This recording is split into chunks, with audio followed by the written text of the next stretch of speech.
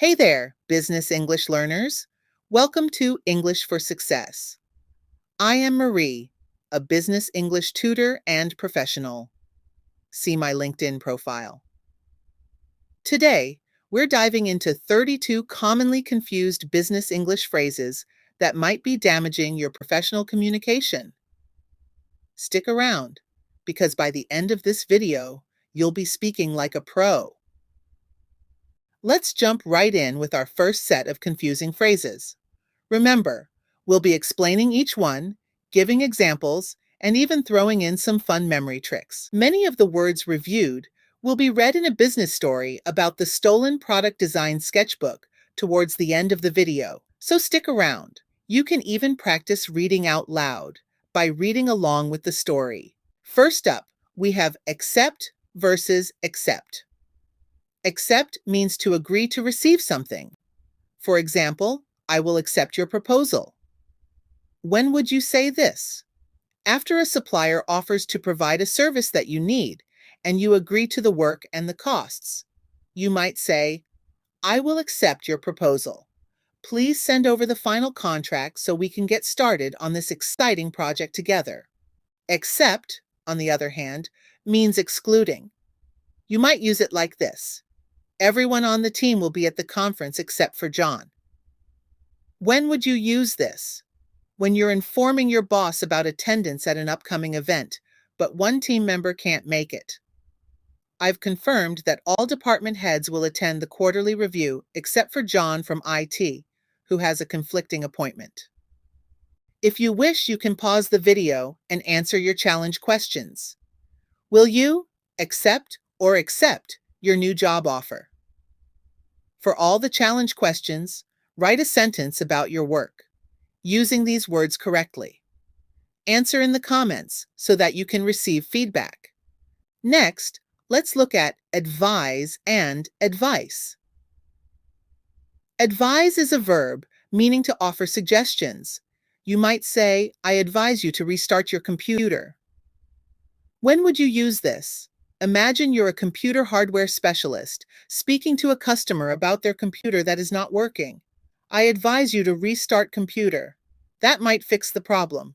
Advice is a noun, meaning help or ideas about what to do. For instance, I need some advice about my new job. When would you use this? Picture yourself as a new worker, talking to a friend about your job. I'm not sure how to use the new software at work. I need some advice about what to do. If you wish, you can pause the video and answer your challenge questions. You were nervous about your presentation, so your manager offered you some what? Now, here's a tricky one. Affect versus effect. Affect is usually a verb meaning to change or influence something. The rain will affect our plans for the picnic. When might you say this? Imagine you're planning an outdoor party with friends. The rain will affect our plans for the picnic. We might need to move it inside. Effect is typically a noun meaning the result of something. The effect of the new rule was that everyone came to work on time. When would you use this? Picture yourself talking about a new office rule. The effect of the new rule was that everyone came to work on time. Here is your challenge question. What is the affect or effect of regular exercise? Let's look at lose and loose. Lose means to not have something anymore. For example, I don't want to lose my keys. When would you say this? Imagine you're leaving work and checking your pockets. You might say, I need to be careful not to lose my keys. I always keep them in my left pocket. Loose means not tight. You might say, my shirt is too loose.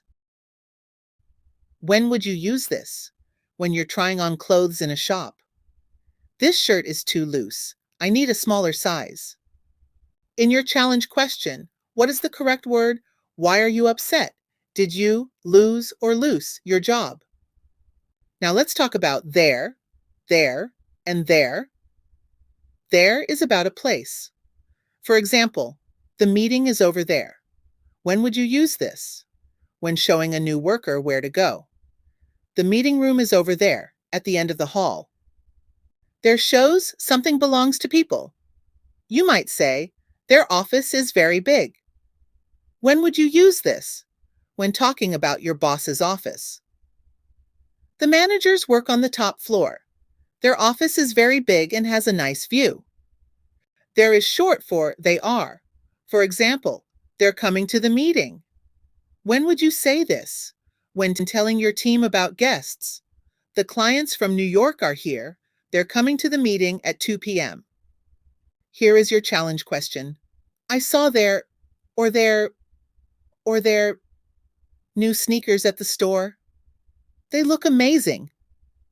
Next, we have your and your. Your shows something belongs to you. You might say, is this your pen? When would you use this? When you find something in a meeting room. I found a blue pen on the table. Is this your pen? Your is short for you are. For example, you're doing a great job. When would you say this? When praising a coworker. I saw your presentation yesterday. You're doing a great job on this project. And here is your challenge question.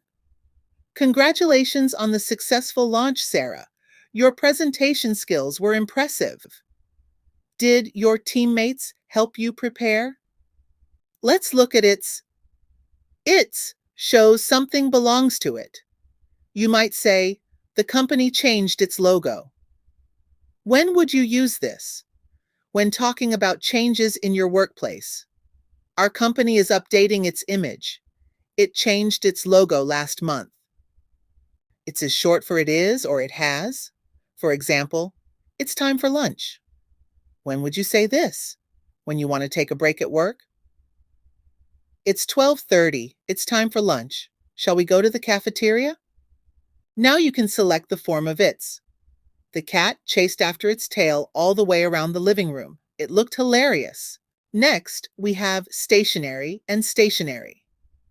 Stationary means not moving. For example, our sales have been stationary this year. When would you say this? When talking about business results that haven't changed. Our sales have been stationary this year. They haven't gone up or down. Stationery means things you use for writing, like paper and pens. You might say, we need to order more stationery. When would you use this? When your office is running low on supplies. We're out of notepads and pens. We need to order more stationery for the office. For your challenge question, you may be the owner of an office supply store. Which stationery would you choose? To attract younger customers, what kind of fun and functional stationery designs could we create for students and young professionals? Let's look at personal and personnel. Personal means about you or your private life. For example, I need to take a day off for personal reasons. When would you say this? When you need to miss work for something in your private life. You might tell your boss, I need to take Friday off for personal reasons. I have a family matter to handle. Personnel means the people who work for a company. You might hear, our personnel are our most important asset. When would you use this? When a company leader is talking about their workers. We value our personnel. They are the reason for our success. Your final challenge question for this video is, should the restaurant's written notice be for their personal or personnel? Don't forget to check the links below for the remaining list of confusing words and how to use them correctly. The case of the missing prototype, a stellar sneak peek. The mystery. A hush fell over the bustling design studio of Stellar Sneakers. Stationary fingers hovered over keyboards, the usual symphony of sketching replaced by a tense silence. Miss Lee, the lead designer, tapped a single sheet of stationery against her desk, her brow furrowed. "It's gone," she exclaimed. Their star prototype for the revolutionary new sneaker line has vanished. A shocking development. The shock rippled through the design team. The prototype, a marvel of comfort and technology, was the centerpiece of their upcoming pitch to a major retailer. Except for a single loose shoelace found on the floor, there was no trace of it. Enter Alex. Amidst the panic, Alex, the project manager, remained calm. "Advise us, Alex," Miss Lee pleaded. "What can we do?" Alex, known for his advice and unflappable demeanor, took a deep breath. "Their security cameras might hold the key," he suggested. The investigation begins. Reviewing the security footage, they spotted a suspicious figure leaving the studio late the previous night. The figure, wearing a hooded sweatshirt, entered the design area and lingered near the prototype display case. "It's them!" someone gasped. "Their movements seemed deliberate." A narrow escape. Alex, quick thinking, traced a recent purchase of a similar hooded sweatshirt to a local sporting goods store. He contacted the store manager, who confirmed a purchase by a young man fitting the suspect's description. Acting on a hunch, Alex rushed to the store, arriving just in time to see the suspect attempting to sell a prototype sneaker to an unsuspecting customer. Justice served. The authorities apprehended the suspect, who confessed to stealing the prototype in hopes of replicating the technology for a rival company. The prototype was recovered, its futuristic design intact. A stellar presentation. With the prototype safe, the team pulled an all-nighter, replicating the stolen model and perfecting their presentation. The pitch to the retailer was a resounding success. "You're a brilliant team," the retailer proclaimed, impressed by their dedication and innovation. "We accept your proposal." Stellar success. The new Stellar sneakers line became a runaway hit, lauded for its cutting-edge technology and comfort. The incident, though stressful, ultimately strengthened the team. They learned to collaborate effectively and never lose sight of their goal.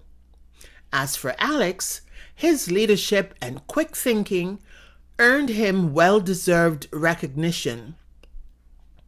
The case of the missing prototype became a legend at Stellar Sneakers, a reminder of the challenges faced in the world of product development and the importance of teamwork, vigilance, and a dash of detective skills.